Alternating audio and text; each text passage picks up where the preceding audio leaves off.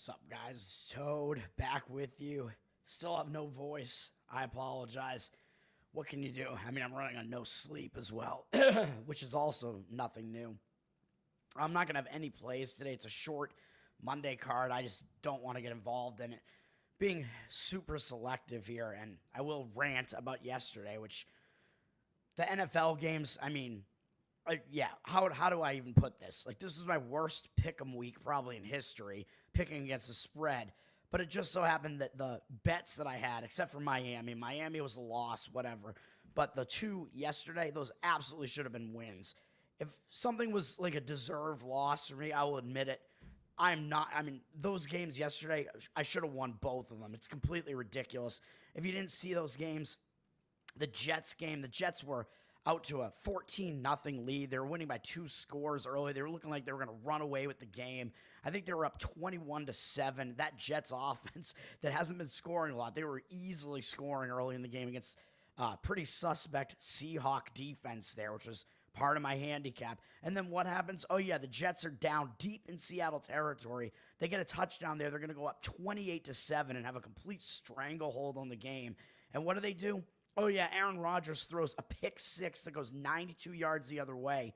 So instead of being potentially 28-7 Jets, or at least 24-7 Jets at the very least, it goes the other way, and now it's 21-14, and then the Jets wind up blowing the entire game after that point. It is ridiculous, man. As I pointed out, Aaron Rodgers does not even have that many interceptions thrown this year. It just seems like every single one of them is like a crucial some of them are pick sixes. They're all just crucial picks that completely change the momentum of the game. It's completely insane. The Jets had that game. I thought it was a win easy. It was over. And then the Atlanta one was even worse. Atlanta and the Chargers. Actually, I'll share my screen and I'll bring this up. This is how ridiculous the Atlanta one was. You talk about a game that is a completely misleading result, a game that I should have won. The LA Chargers did absolutely nothing in this game offensively. Atlanta, 350 yards to 187 for the Chargers, 24-10 in first downs, over 11-minute advantage in time of possession, almost 12-minute advantage, complete statistical domination by Atlanta.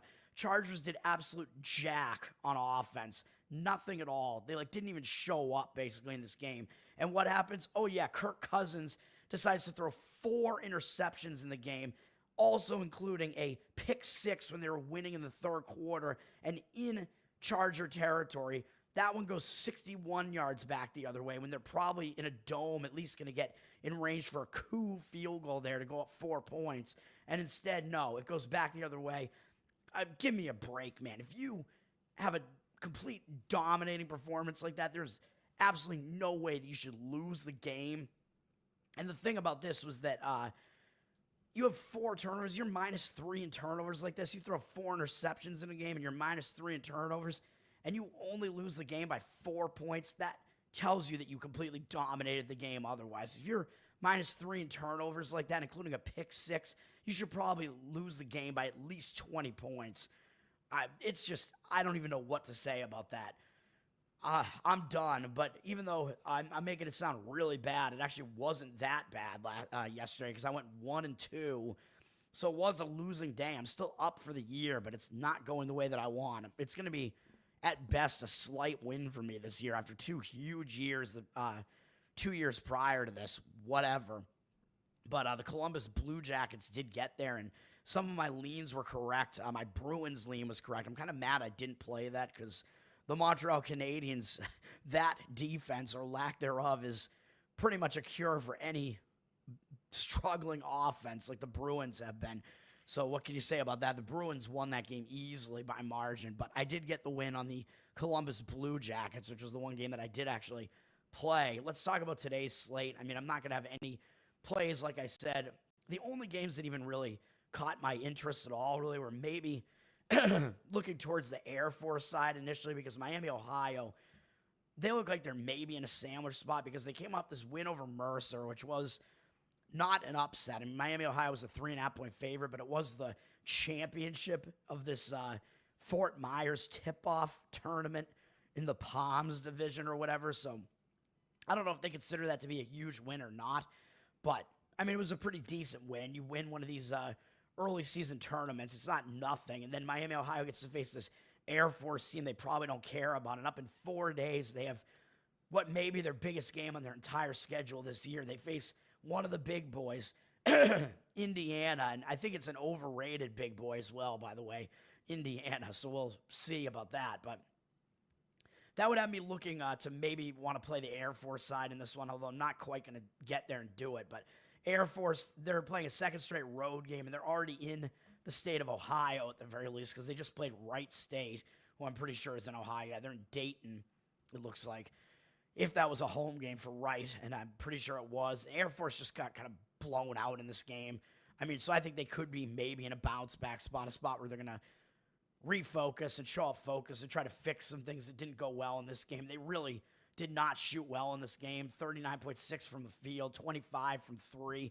Wright State shot 45% from 3. Air Force lost the turnover battle badly, 15-7. They out-rebounded Wright State 40-25. So some statistics there saying that Air Force at least dominated kind of in the paint there, other than the field goal percentage being way down. But those field goal percentages look like a bit, they look like outliers to me, and the turnovers are not necessarily sustainable either, even though, yeah, Air Force is going to be on the road again, and road teams do tend to turn it over more. So take from that what you will. Miami, Ohio, they're up from 6.5 to 6.5 with juice, so the line has moved up slightly. I think it actually moved up to 7, and then it looks like maybe some of the bettors came in and took the 7 because the 7 is a key number in basketball. It's a 3-point threshold, but I would only be looking to the Air Force side in that game, but obviously, like I said, I'm not going to play it. And then Rhode Island, Yale is the other interesting one. This is battle between New England schools here. In Rhode Island, they're sitting at 7-0 on the season. And yes, I know they're undefeated at home. They've been good at home, and they're at home in this game at the Ryan Center in Kingston, Rhode Island.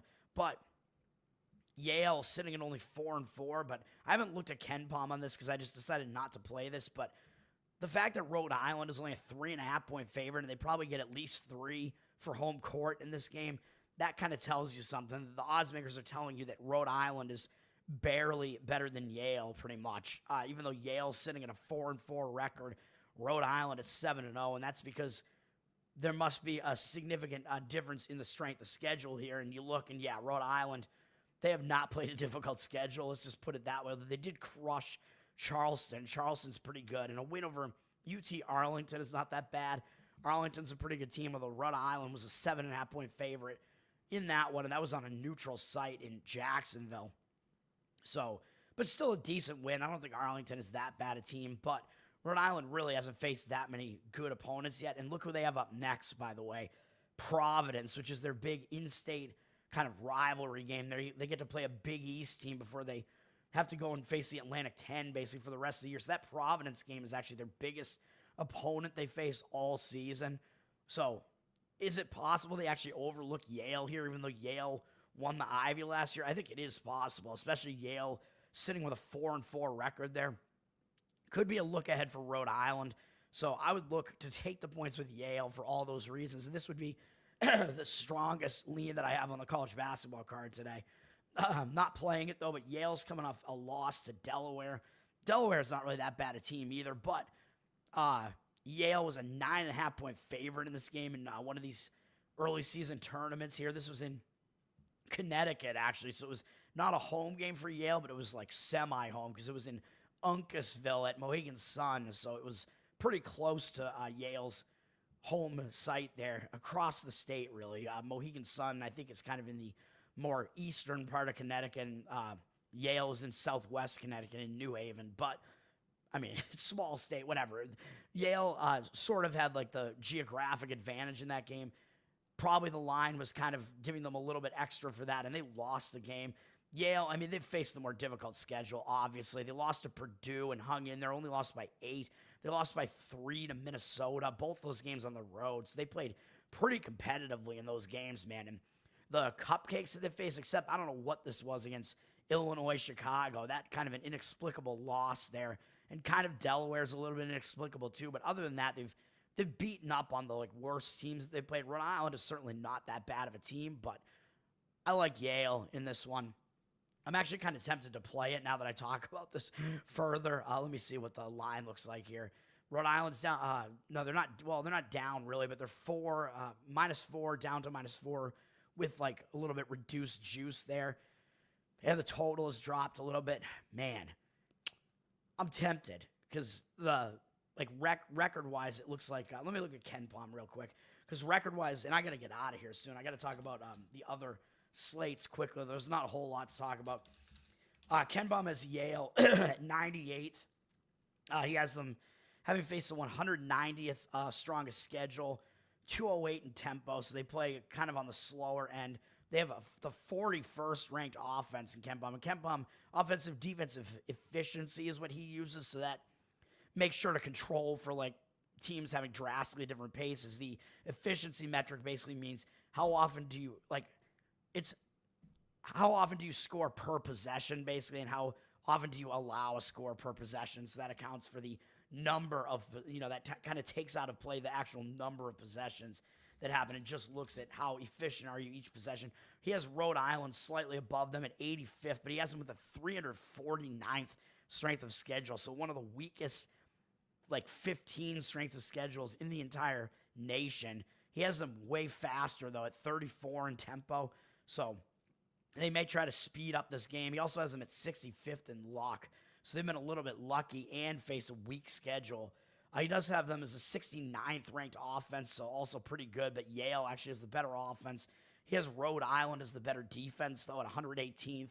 And Yale at 218th. So I don't know. And Yale, as far as luck, he has Yale at one of the most unlucky teams in the nation at 360. You know what? Fuck it. Let's get some action today. Let's have some action. Let's play Yale. I'm gonna do it. Yale +4, +3.5, or whatever it's gonna be. That's gonna be my only play today. Yale in college basketball. Let's do it. They're coming off an ugly upset, so I think they're upset loss. I think they're gonna be in a bounce back spot. What's up, Brad? Is it for money laundering? I don't know. You don't know what my finances are, sir. Or you mean the odds makers, the bookmakers are money laundering? I don't know. I don't know. I don't know what you're talking about, sir. I don't know if they set odds on that, sir, on the amount of gay sex in the locker rooms. All right, let's talk about NBA and then NHL, and then there is one, obviously, Monday Night Football game as well. NBA, there's not a lot to talk about here. I will say that Boston, I think they're in a letdown spot or hangover spot, obviously, because they lost to the Cleveland Cavs last night. Obviously, that was a big game. They're in a bounce-back spot. They're having a trial, or they're not in a bounce-back spot. Excuse me. They're in a back-to-back is what I meant to say. Excuse me. I don't think they're in a bounce-back spot. And if they had a bigger game up next besides Detroit, then I would probably play against the Celtics here. But there are a couple things that are keeping me off of this. They're playing a third game in 4 days, all in different cities, so that's bad. Losing to Cleveland is going to end their winning streak, which is bad. They blew that game. They had a double-digit lead in the fourth quarter of that game, and they looked like they were going to win the game. Donovan Mitchell hit like 3, basically prayer 3-pointers at the end to get Cleveland that win. Celtics probably should have won that game, but here's the thing about that game and why I kind of don't want to fade the Celtics here is that the Celtics actually are not going to be as unrested as you might think because Jaylen Brown and Derek White both missed last night's game. And it looks like they're both day-to-day, and if they both may play in this game. So if they both play, that's 2 of the Celtics' 5 starters are going to be on rest because they didn't play yesterday. So it's almost like they did it intentionally, but they didn't because they wanted to focus on that Cleveland game. But that also means that the Celtics are good enough that the Celtics with 3/5 of their offensive players, and I think Porzingis might not have started either. So the Celtics with basically like 2/5 of their starters should have beaten Cleveland on the road and had them on the ropes. So I don't know. So I don't want to quite fade the Celtics here because the rest spot isn't actually as bad as it might look if all those guys are going to play in this game. Celtics are up from 8 to 10. Cash and tickets both evenly split, so you can't really tell what's going on there. But that line move up from 8 to 10 does kind of indicate to me that there is some money coming into the Celtics maybe, or it could be an adjustment because now Brown and White are both coming back and going to play in this game, and maybe that's why the line has had to move a little bit. I don't know, but I'm just going to avoid the game. I'm not going to touch it. And then what else we got? We got Brooklyn, Chicago. I'm not going to talk about every one of these NBA games, but it's a small slate here at the very least. Brooklyn, I mean, they're coming off those 2 losses to Orlando. They're in a back-to-back, and they have to go on this one game road trip, if you want to call it a trip, to Chicago. And Chicago is coming off playing against Boston, so that's what I was looking at here. But Chicago has had 2 days off to kind of try to break that losing momentum, so I don't know. So you got Chicago in kind of a bad spot because they might be in a hangover spot coming off a game where they actually played really close against Boston here. Chicago was actually winning the game in the second half here for a while, and they were close pretty much the whole way. So coming off that game, I think it is going to be difficult for Chicago to get back up off the mat and focus on the Brooklyn Nets, who are not good, obviously. But Brooklyn, it kind of mitigates the fact that it's a bad spot for Chicago because Brooklyn, like I said, they're on no rest here. They're playing a back-to-back, so I don't think I want to do it. I'm just going to stay off of it. The Bulls are actually up from 5-7 with juice, with 75% of tickets, 99% of the cash on them. I haven't looked at the injury situation here, if that's factoring into that line at all, but I'm going to stay away. I don't want to deal with it. Looks like Brooklyn has a lot of guys who are potentially coming back in this game, so I don't know. A lot of guys day to day. Like I said, it's just crazy how many players are listed on the injury report in NBA to me because NBA is not a full contact sport. So it's just crazy to see how many injuries there are in the NBA. And then Lakers, Minnesota is actually probably the biggest game. I forgot to even mention, by the way, Boston's opponent is Miami. I didn't even mention the Miami side of things. But Miami, they did not play yesterday, I think. And they're, oh no, they did. They were in Toronto and they lost to Toronto. So that's a pretty ugly loss. That was a bad spot for Miami, actually. Miami had just beaten Toronto the game prior to that, and they had Boston up next. So I'm assuming they got caught looking ahead to this Boston game. So it is kind of a bounce-back spot for Miami. So both teams are having to travel, and both are on a back-to-back. I don't want to deal with it, though, but I do think Miami would be the side that I would look to in that game still, but I'm not going to play it. Minnesota and the Lakers is probably, like I said, the biggest game on tap here at 8 p.m. Eastern. Minnesota's coming up beating the Clippers by 1 at home, which pretty ugly win, to be honest. Minnesota was a 5.5-point favorite. Probably should have won that game more easily than they did, whereas the Lakers, what are they coming off of? I don't even know. They just barely got by Utah to start this road trip, and they're on a back-to-back, and Minnesota is not. Minnesota's had multiple days off, so Minnesota is the more rested team. I don't think their rest is going to be like a momentum stopper because they only had 1 win in there. And the Lakers, they may be looking to bounce back, though, because they had a bad performance against Utah last night, which I mentioned that on my show yesterday. Maybe I should have played Utah. I mean, my leans were good yesterday, man, and my strong NFL plays both should have been winners, and they both lost. And meanwhile, all my leans were hitting. I said that the Lakers are probably in a bad spot because they played pretty tough against OKC, and they had this game against Minnesota up next. So going out into elevation looked like it wasn't going to be a good spot, and it wasn't. But now they are still playing a back-to-back and third game in 4 days, fourth and sixth, all in different cities, and actually fifth game in 7 days, I think, if I'm doing that math right, all in different cities. So the Lakers' rest spot is not good enough for me to want to actually play the Lakers here. T-Wolves are up from 6 to 7.5, 82% of the tickets. Looks like 100% of the cash, but I wouldn't take that much away from that cash percentage. It's probably not right at this point, but it does look like money is coming in on the side of the T-Wolves there. Maybe because the Lakers' rest spot is so bad. So I don't like these spots where the rest spot doesn't coincide with like the other situational factors. So I'll stay away. And then we got NHL, 3 games. New Jersey and New York. I mean, that is a big game. Devils against the Rangers. The Rangers are sliding right now, man. They're on tilt right now. They're on a slide, and meanwhile, the Devils are playing pretty decent hockey right now. Devils are off a loss to Washington. That's a tough game, but the Devils did have their second-string goalie in net for that one, Allen, so they will likely have Markstrom back in net for this one, so the Devils will have their better goaltender available or starting in this one, I would imagine. They're going on this one-game jaunt out to New York. They're only going from New Jersey, from Red Bank, New Jersey, or wherever they play, up to New York City, so it's not like that's going to be that much of a trip. Obviously, the Devils are going to be focused when they're playing the New York Rangers, even though they are coming off a big game against Washington. they're not going to be unfocused facing the New York Rangers, man, as good as the Rangers have been recently. The Rangers are still good now. I think they're probably going to be overlooked a little bit now, and the Rangers finally broke their loss streak that they had there. They did lose to some pretty good teams in the mix there, but they finally, like I said, Montreal's the cure for what ails every other team, man.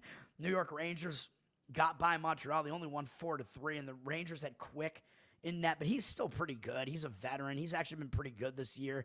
He is the Rangers' second goalie behind Shesterkin, who is really good. But Shesterkin lost a bunch of these games in the mixer. He didn't really lose them necessarily, but the Rangers lost them.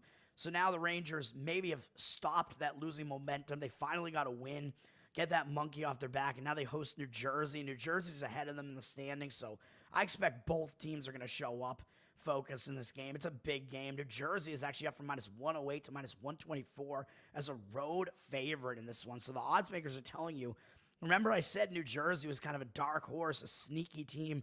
I think people still don't realize how good they actually are, and they're good enough that right now the odds makers are lining them as a favorite on the road at the Rangers. That's just crazy to see. The Rangers have 75% of the tickets, 98% of the cash on them.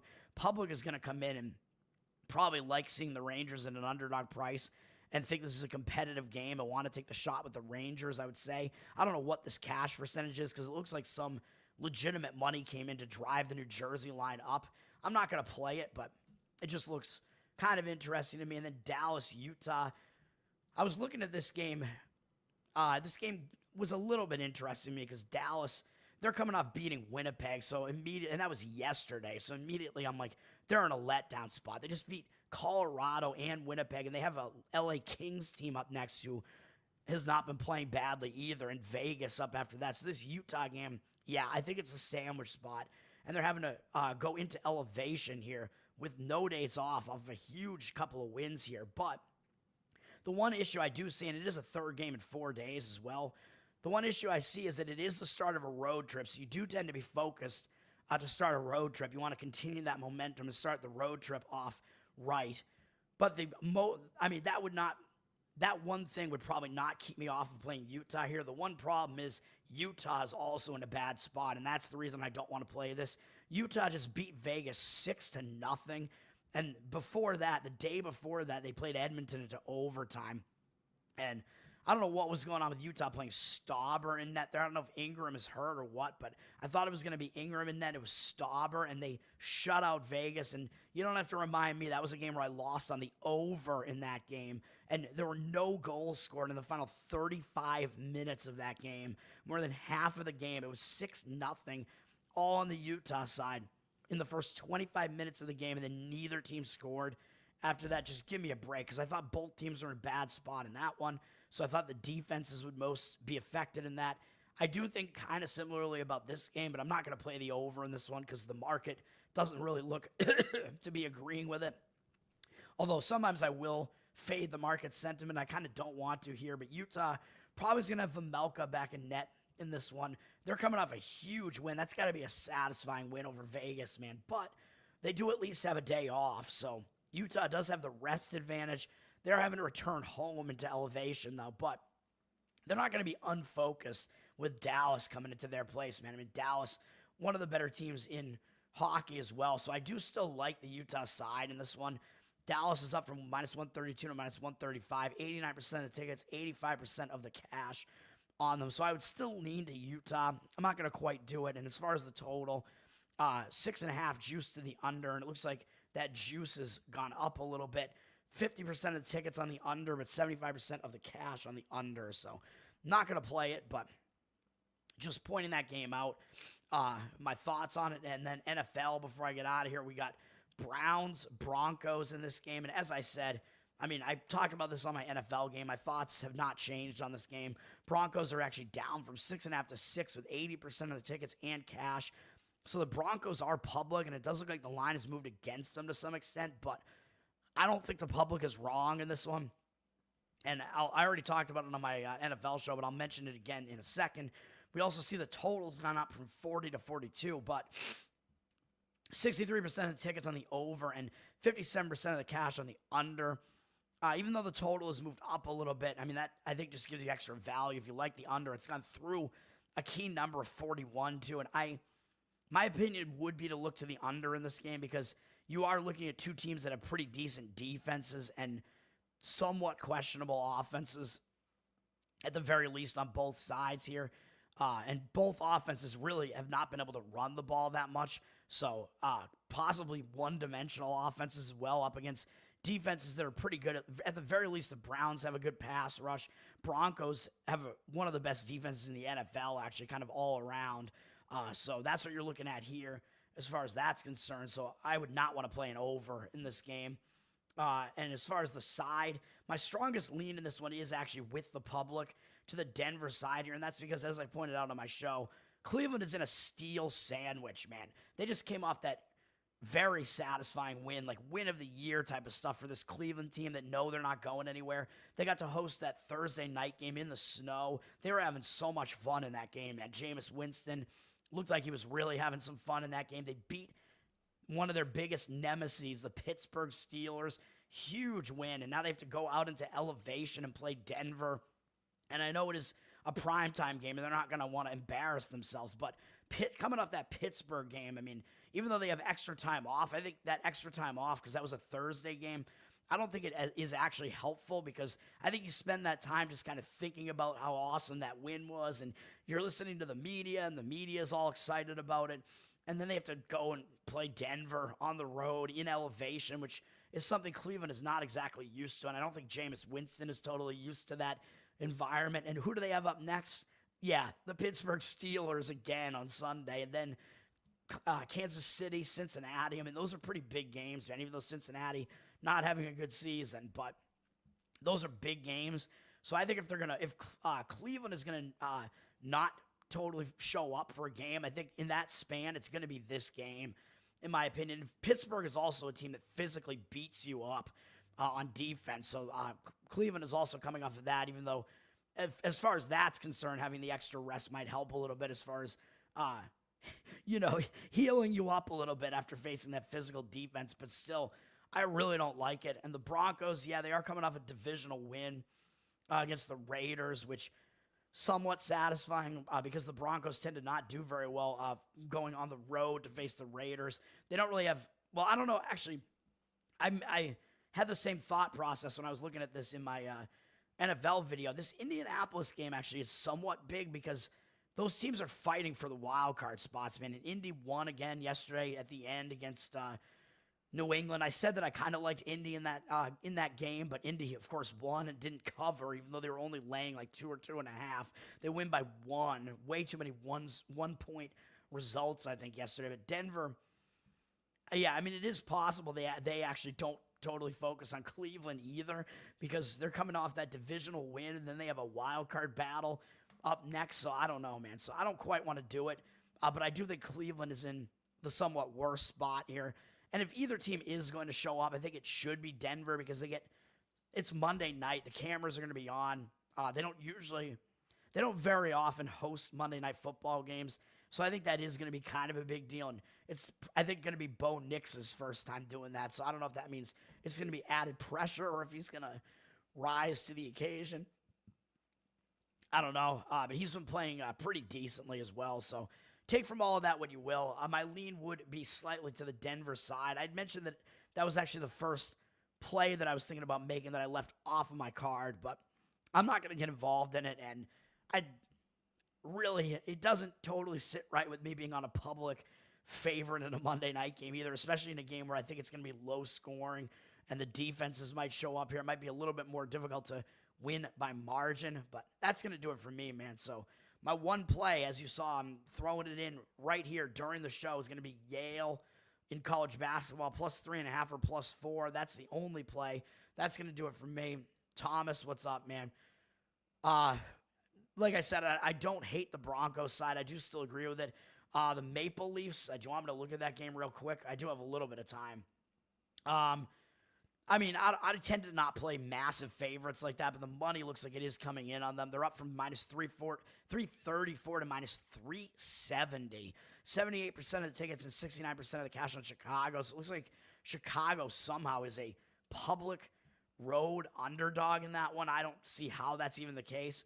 I guess public just thinking that it's going to be like that number is too big or something. I don't know. But Chicago, they're on a back-to-back, third game in 4 days, all in different cities. They're coming off kind of an ugly loss yesterday, though. Like I said, I thought it was a bad spot for them, sandwich spot yesterday. So I wouldn't necessarily want to fade Chicago in a spot like that. But Toronto does have the rest advantage, I assume. I don't think Toronto played yesterday. Yeah, they had 1 day off. But Toronto's coming off that Florida trip where they lost badly to Florida and then they won against Tampa. So those are bigger games for them. So on the return home spot for Toronto, I don't want any part of it. I don't want to play the game. I think there are reasons to fade both teams in that game. Yeah, you're playing the puck line. I mean, if you're going to play Toronto, that would be the way I would do it. I will say that the market read to me right now does look like it is indicating on the Toronto side, and I'm somewhat surprised by that fact. Like, I'm surprised that Chicago is actually getting public action, but maybe it's just public liking that underdog price and just coming in and firing on it. Yes, sir. That's going to do it for me. Once again, I'm Tower Gang Toad on Twitter. You can go find me there. Follow the Tower Gang podcast, patreon.com/Tower Gang. And you get bonus content, live pre-show, post-show. You get a special Patreon-specific feed that I'm continuing to try to get up to date. I'm getting close. Back cataloging the last 15 or 20 or so episodes. And I think that's it. We're the most offensive comedy podcast out there, man. Tower Gang. And we will be back with a live episode Wednesday night as well with Tower Gang. That's going to do it. Peace out. Let's have a good Monday. And it may not be that great a Monday as we all have to, well, at least I have to go back to work after the Thanksgiving break. So that's going to suck ass. Peace out, guys.